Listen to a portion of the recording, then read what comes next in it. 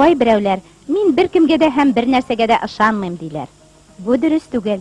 Ул үзенең кайчандыр үләсенә, бүген ашханәдә төшке ашны ашаганда агуланмасына, машинасына утырып чыгып киткәндә үзенең исән йөреп кайтасына ышана, югыйсә ул аңа утырмас иде, һәм башка күп нәрсәләргә ышана. Ләкин ышануның да ахыры үлем булырга мөмкин. Изге язмаларда былай дип укыйбыз: кеше үзенең юлын туры дип уйлар, әмма аның ахыры үлемдер. Якшәмбе көнне бер кеше гаиләсен алып, шәһәрдән ерак булмаган дачасына ял итеп кайтырга китә. Машиналарына утыралар да, алар тимер юлга таба китәләр. Якшәмбе көнне моннан поездлар йөрми дип исәпли ул. Һәм моңа ышана, әмма аның ныклы ышанычы аның үзен дә, гаиләсен дә котышкыч һәлакәттән коткарып кала алмый. Шәфкать туташы яралы солдатка укол эшли. Ул үзенең дөрес укол казаганына ышана, шикләнми.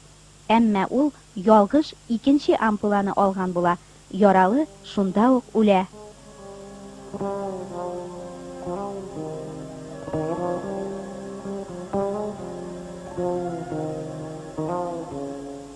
Чыннан да, бер нәрсәгә дә ышанмыйм дигән кеше дә үзенең кайчандыр үләчәгенә ышана. Күпләр шулай ук ахиратта үзләренең Аллаһы каршына җавап бирергә барып басчагын да белә.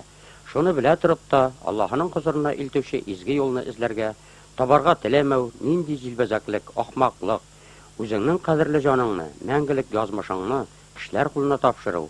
Эй, ата-бабалар нәрсә эшләгән, мин дә шуны эшлим дию, нинди акылсызлык. Сыйр сүрәсенең 170 аятында Коръән бик яхшы әйтә.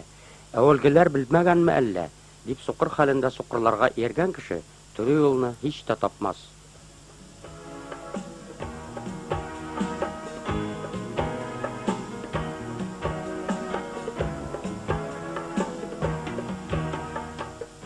Туры юлны ничек табаргасың? Аллаһы безне үзенең патшалыгына кертсен өчен безгә нишләргә? Кайберәүләр Аллаһыга үзләре белгәнчә, үзләре дөрес дип исәпләгәнчә ярарга тырышалар. Сәер киемнәргә төренәләр, үзләрен газаплыйлар, тәннәрен гарипләндерәләр, тормышта кирәк нәрсәләрдән үзләрен мәхрүм итәләр.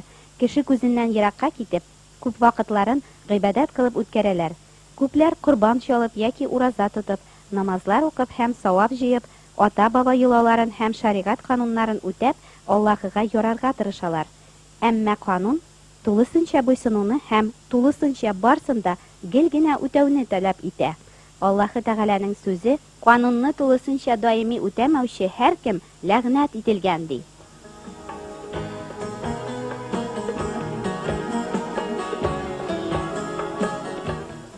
Изге язмалар безне иман, Аллаһыга илтә торган юлда бердән-бер усул дип өйрәтә. Чөнки ышанмый торып, Аллаһы Тәгаләгә ярап булмый дип укыйбыз Тәүрәттә. Изге китап шулай ук иман Аллаһы Тәгаләгә бүтән бар нәрсәгә караганда кирәгрәк дип өйрәтә. Иманлы булу бар нәрсәдән дә мөһимрәк. Сәламәт, бай, бәхетле булудан да, дәрәҗәгә ирешүдән һәм дан казанудан да, гүзәл мәхәббәт табудан яки патша булудан да. Ни өчен иман барысыннан да мөһимрәк? Чөнки башка барсы да бу дөньяда гына кирәк. Ә кеше гомере күз ачып йомган арагына. Мәңгелектә исә имансыз безне Аллаһы кабул итмәячәк. Икенче төрле әйткәндә, иманнан башка котылу юк. Котылу өчен иң башта иман кирәк. Игътибар итегез, дин түгел, иман кирәк.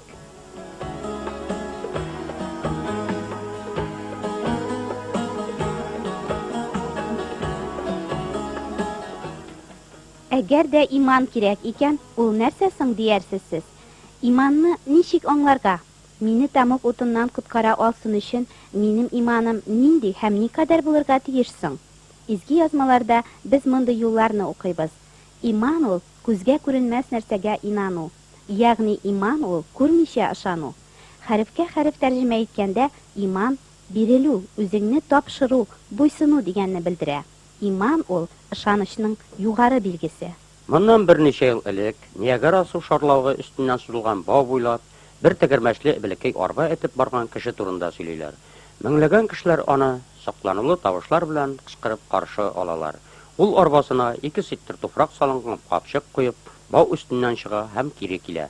Шуннан соң ул тамашачылар төркеменә мөрәҗәгать итеп, шушы арбага берәр кешене утыртып, бау өстеннән чыга алуыма ничә кеше ышана дип сорый. Барысы да ышанабыз, ышанабыз дип кычкыралар. Әйдәгез, кем утыра дип тәкъдим итә акробат. Берәрсе риза була дип уйлыйсызмы? Беркем дә. Иман да шулай. Ышанам дип әйтүчеләр күп ул. Әмма ышанып, үзләренең тормышларын Аллаһы кулына тапшыручылар һәм ул кушкан арбага утырып, шарлавык өстеннән сузылган бау буйлап үтәргә теләүчеләр бик аз.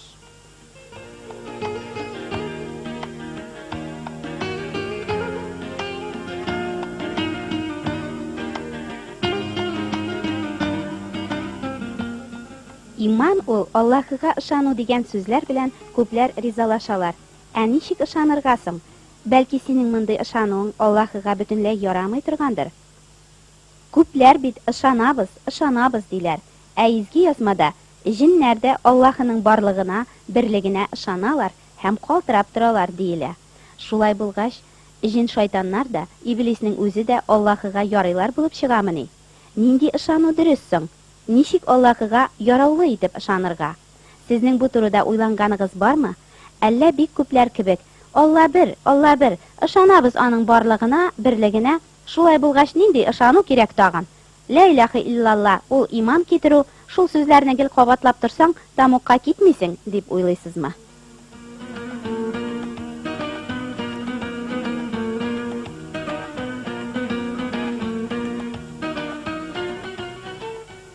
Әкиятте, әгәр дөрес итеп тылсымлы сүзләрне әйтсәң, сихырлы комганнан җин килеп чыга да, синең бар теләкләреңне үти. Тик ул тылсымлы сүзләрне яттан, бутамыйча, дөрес итеп әйтергә генә кирәк. Иман алай түгел. Иман кәлимәсе дип аталган сүзләрне яттан сөйләгәнгә генә оҗмак җикләре ачылмый. Чөнки иман ул Аллаһы Тәгаләне үзең теләгәнчә боргалау түгел. Аллаһы Тәгаләгә безнең чит телдә шигырь ятлап сөйләүебез түгел. Аның хак сүзләренә, ул күрсәткән котылу юлына ышануыбыз кирәк. Ә Худайның сүзләрен белү, аның коткару юлын аңлау өчен Аллаһның сүзләрен ишетергә кирәк. Чөнки Раббы әйтә, иман ишетүдән, ә ишетү Алла сүзеннән.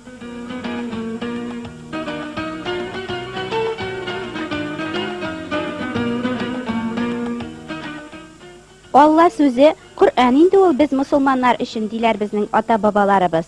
Коръәнгә мөрәҗәгать итик. Гыймран сүрәсенең 3-нче аятында Тәүратны һәм Инҗилне Аллаһы китабы дип дөресләгәне хәлдә, Коръәннән элек Аллаһы Тәүратны һәм Инҗилне иңдерде диелгән. Сыйыр сүрәсенең 63-нче аятында былай дип укыйбыз: Тәүратны алыгыз һәм аның белән ихлас вә тырышлык илә гамәл кылыгыз, һәм анда булган безнең вагазлар белән вагазланыгыз, бәлки Аллаһудан куркучы булырсыз. 93-нче аятта да Коръән безгә Тәүрат белән ныклап гамәл кылырга куша. Нинди яхшы киңәш! Чыннан да Коръәнне аңлар өчен иң башта иңдерелгән китапларны өйрәнүдән башларга кирәк. Тарихта бит арттан түгел, ә иң борынгы вакыйгаларны тасвирлаудан башлана.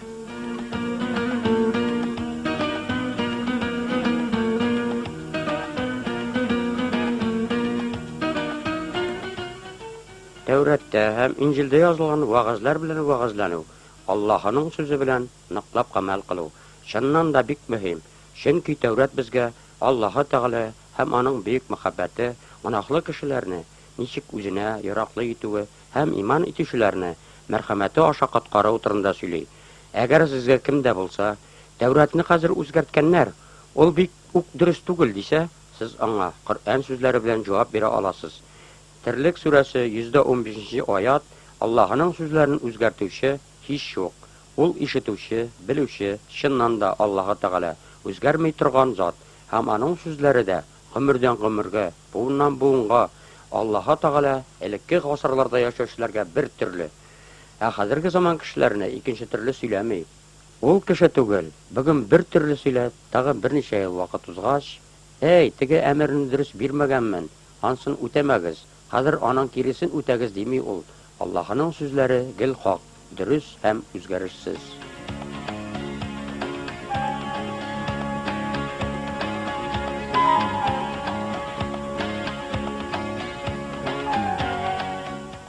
Иман турында Аллаһының сүзе Тәүрат нәрсә дисең?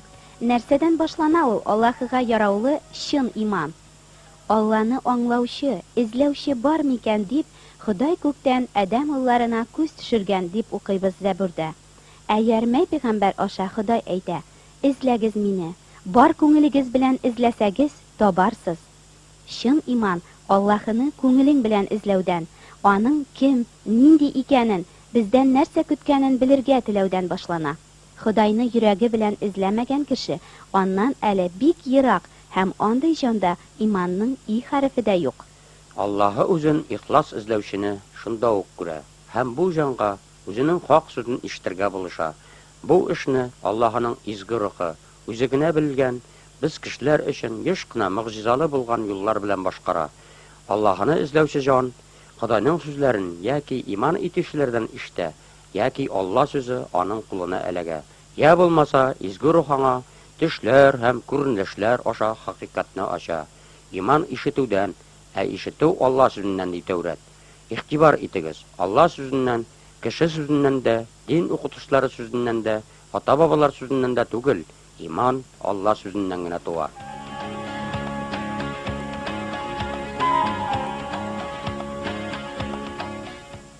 Алла сүзен ишетү иманга таба икенче адым.